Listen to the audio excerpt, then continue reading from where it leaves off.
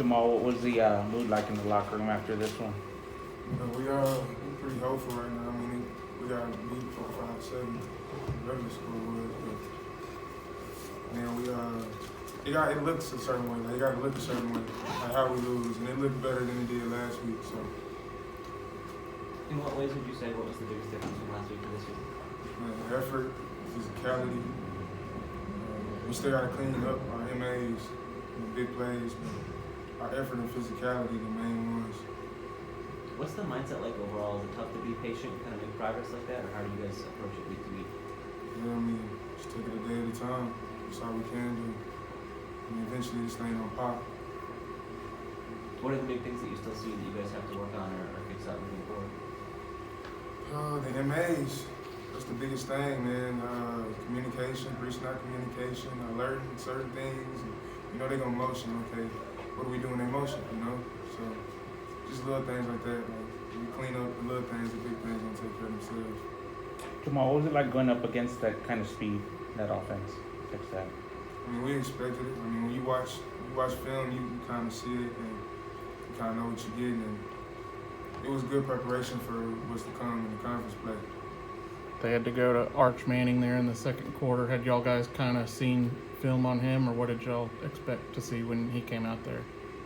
Man, what we seen. I mean, expected what we seen, and we allowed him to go 80 yards down the field with his feet. So. Jamal, what was your mentality like going through this week? I know it was tough kind of regrouping from last week's game. What was it like for you? Yeah, man, it was just a bounce back week. Like I said, it's got to look a certain way when we lose. If we do lose, So I'm just glad it looked better than it did last week. Man, we just gonna keep building on this. How does facing competition like this in any way raise your guys' game to, okay, we can play at this, this level, especially with an interception in the first half. Now we can move forward for the rest of the year. Yeah, man.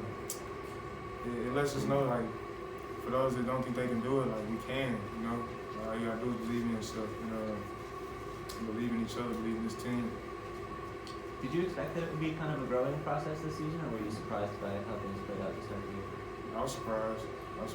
But everything don't always work out how you want it to. So how do you respond? A couple tough road environments for you guys back to back, Texas State, Texas. Now you guys are going back home to the Alamo Dome.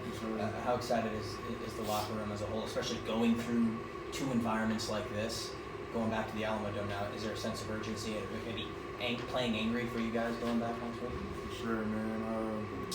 I wouldn't even say we worried about that right now, man. We trying to clean up what we need to clean up our mistakes.